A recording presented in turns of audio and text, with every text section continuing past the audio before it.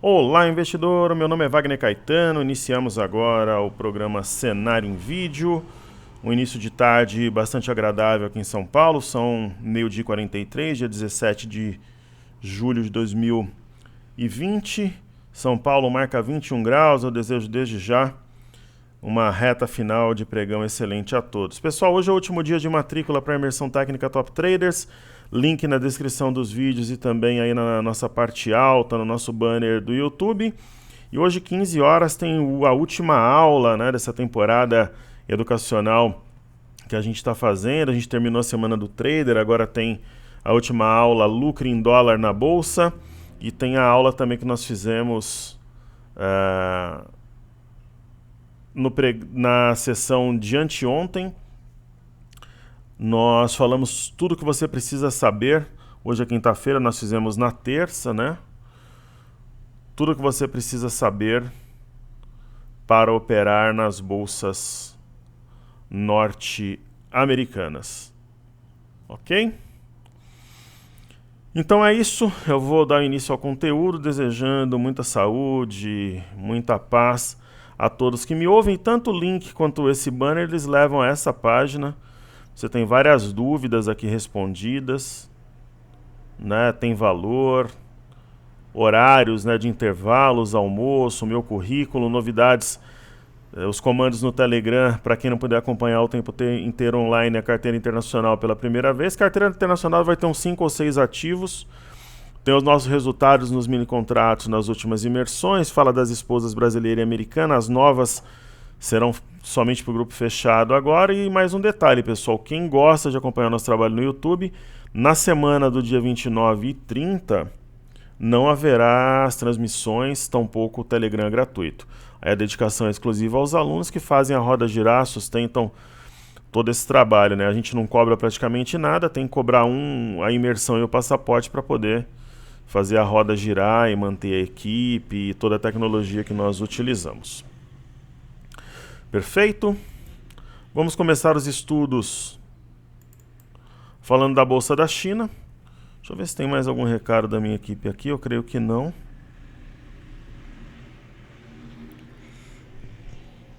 Tudo tranquilo.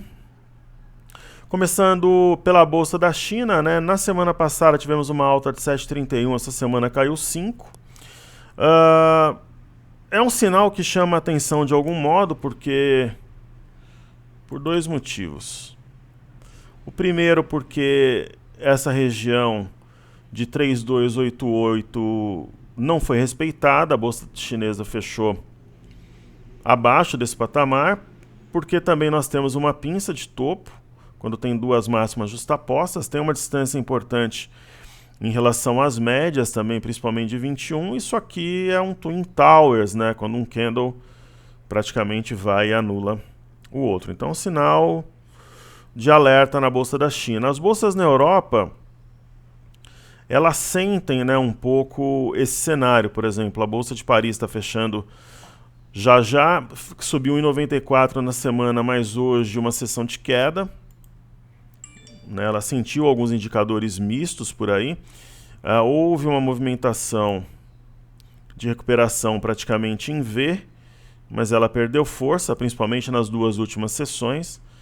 Então a gente não vê, por exemplo, uma figura macro. É claro, a tendência é de alta, tem um movimento claramente ascendente, mas eu não sei até que ponto ele se sustentará na próxima semana antes de uma correção. Aí vamos ver o índice DAX na Alemanha. Subiu 2,36, tem uma região muito forte que ele precisa passar 12.913, fechou levemente acima, está fechando, né? As bolsas na Europa estão fechando, melhor dizendo.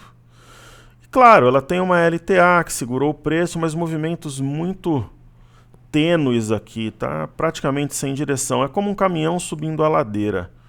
Né, eu acho que para quem opera na Alemanha, eu tenho vários alunos que operam na Alemanha, alguns alunos que operam na França e um número maior ainda de alunos que operam na Bolsa de Londres. Né? Então, qual que é a ideia? A ideia é ficar muito atento nesse momento,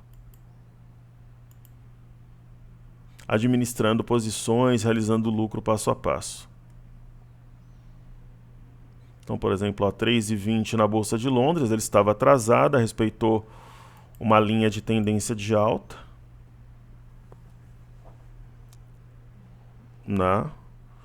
Nós temos aqui uma simetria em V também cumprida.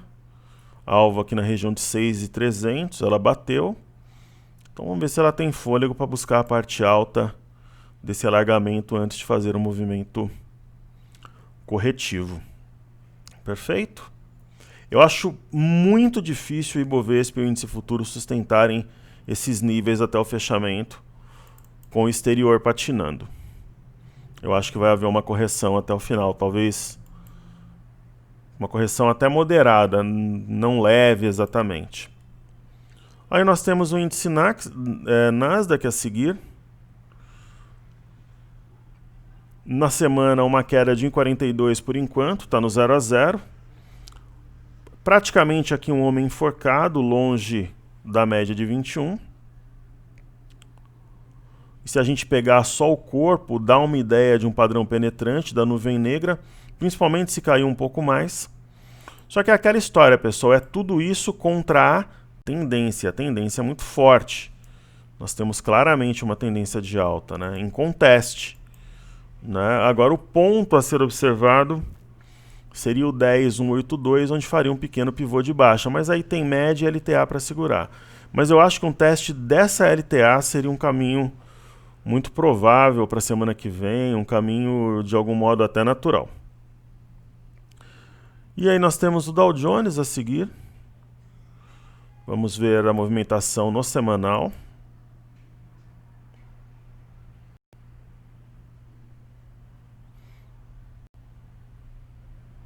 Alta de 2,29. No semanal, o Dow Jones claramente está mais forte que o índice Nasdaq. E no diário, ao mesmo tempo que a gente pode ter uma correção, houve o fechamento deste gap. Quando fecha gap, sempre me chama a atenção. Gap fechado a 26,938.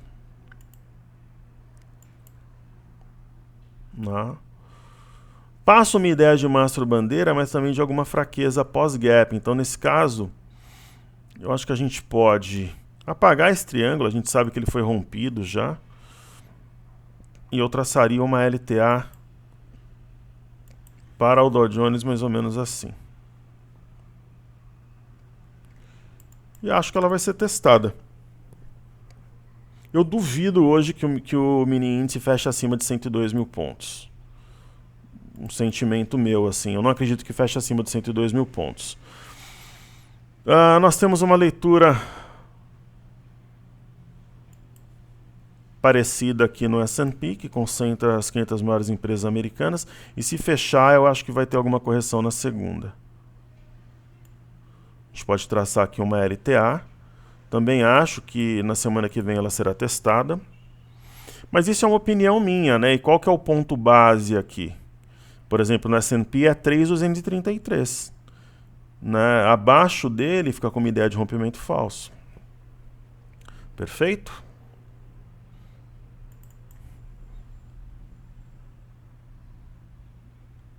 Aí nós temos o EWZ, a ETF brasileira negociada em Nova York. Vamos ver aqui no semanal que está fazendo essa belezinha.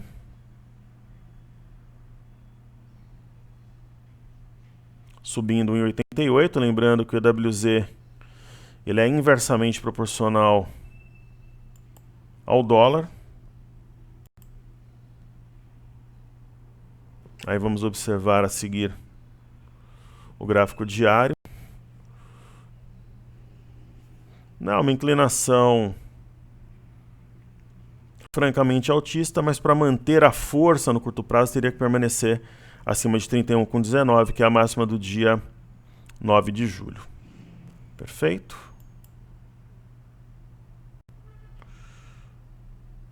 Deixa eu entrar de novo aqui no... Está extremamente lento o TradingView para ver se ele fica um pouco mais esperto aqui. O programa vai popularizando, mas dá para trabalhar tranquilo. Vamos fazer a seguir Bitcoin. e petróleo Brent.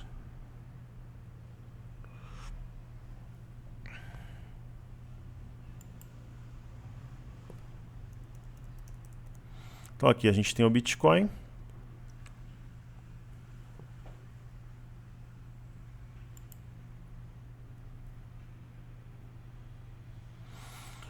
Totalmente tá dormindo, tirou férias, não dá para fazer nada. No caso do Brent, desde lá de baixo a gente tem expectativa para que o Brent busque a região de $45. Por isso que é bom ter mais de uma plataforma, né? Vou fazer o estudo dos outros ativos. Tá 43,04, eu acho que o alvo tá aqui em cima, desde aqui de baixo. A gente identificou esse martelo. O alvo tá aqui, 45,20. Então, a seguir vamos falar dos ativos fixos. Petro 4 primeiramente, né? A Petrobras, ontem eu teria saído, realizado lucro, então eu mantenho a posição, fechou abaixo de 23,03. Então estaria neutro nesse momento no ativo. Aí nós temos a Vale 3. Minério perdeu um pouco de força, mas fechou bem a semana, mas eu teria realizado lucro já na Vale, não estaria na ação.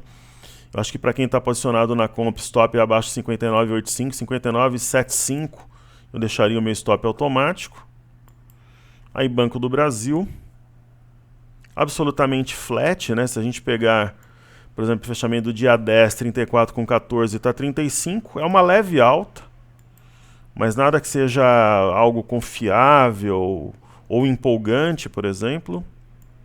Aí nós temos no dia 10, semana passada, 22,27, está 22,59, uma alta simbólica. E a mesma leitura nós temos para a YouTube. Né? Ela fechou no dia 10 a 26,62, está 27,34, uma leve alta, e o desafio aqui é romper a CLTB, que confirmaria um triângulo. Quando vai assim e volta, eu não descarto totalmente, pode ser um movimento errático, mas aí a figura perde força. Isso sem dúvida nenhuma. Aí a seguir nós temos o IFNC, Índice do Setor Financeiro. Esse sim está em boa alta na semana. Fechou a 10,619, está 10,893. Na máxima aqui da semana, sem sinal de topo. E aí nós temos o DI. É o grande catalisador, né, da alta no curto prazo. E o DI está caindo forte, né, ele está deslizando, aí ele bate na média e cai. Então não tem nenhum sinal de compra, seja por gráficos ou até por fundamentos também, né? Não tem nada que justifique nesse momento uma compra no DI, a não ser vendas pontuais aí quando testa algumas regiões de resistência como a média ou fundo anterior no 5.600. Perfeito. O dólar totalmente flat. Só que pelo gráfico semanal, né, ele tem um cenário bem dúbio. A gente pode ter um teste dessa região formando até um topo duplo ou um pivô, e ele tem uma inclinação altista, né? Por exemplo, a mínima e a máxima da semana são mais altas que a semana anterior, só que tem sombra superior. Então isso faz com que o movimento seja absolutamente errático, né? A gente vê as bandas de Bollinger justapostas. Se a gente colocar, por exemplo, aqui no TradingView e usar um gráfico semanal,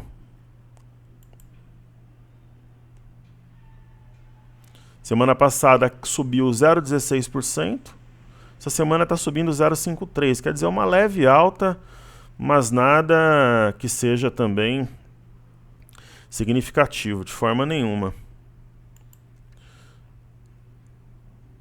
Aí, vamos ver se ele voltou aqui, o nosso amiguinho TradingView. BOVA11 na semana subindo 2,51 por enquanto, né, ainda tem chão até o fechamento. IBOV subindo 2,51 e o mini índice, ele pega aqui pelo ajuste, subindo 2,52. No caso do IBOV, o que houve essa semana? Aqui foi o fechamento de semana passada, esse candle, dia 10. aqui. Amparado pela média de 5, o movimento vai ganhando sustentação e foi praticamente tocada essa LTA. Então, qual que é o primeiro suporte agora? O 12.113, que é a máxima anterior da semana, e o 10.860, cuja perda de ambos projetaria a LTA no curto prazo, né? O BOVA11 fez um movimento parecido, né? Ele veio aqui no dia 10, amparado pela média de 5 períodos. Eu entendo que este alargamento aqui a gente pode retirar, ele não faz muito sentido no curto prazo.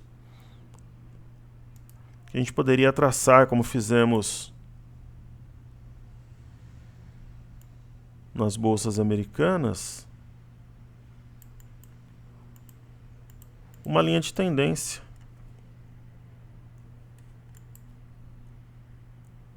Não. Então, o primeiro ponto, 98,34. A perda desse ponto projetaria o 97,15. Eu acho que aqui a gente pode atualizar os pontos de força para deixar um gráfico mais limpo possível. Então, por exemplo, aqui a boca do gap 97,77. Vamos atualizar para um ponto mais recente.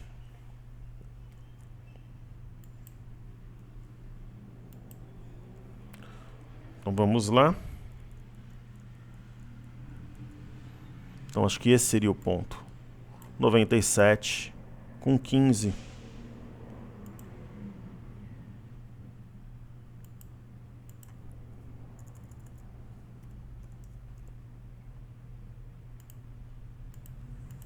Né? Seria o ponto mais forte. Máxima do dia 13. E nós temos também aqui 98,34, que para mim seria o stop se eu tivesse comprado no BOVA11. Perfeito?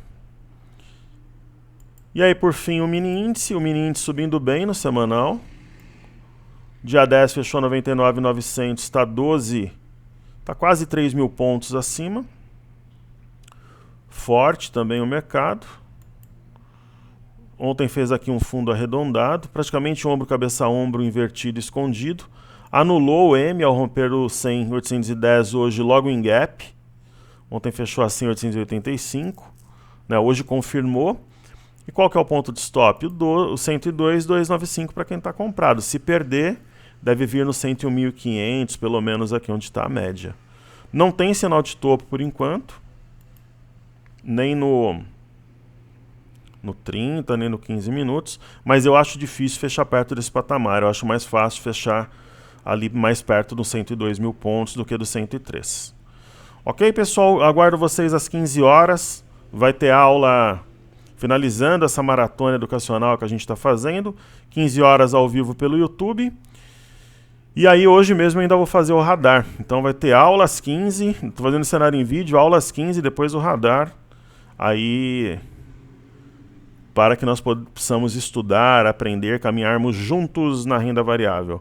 Forte abraço a todos, seguimos juntos porque juntos somos mais fortes, pessoal. Valeu!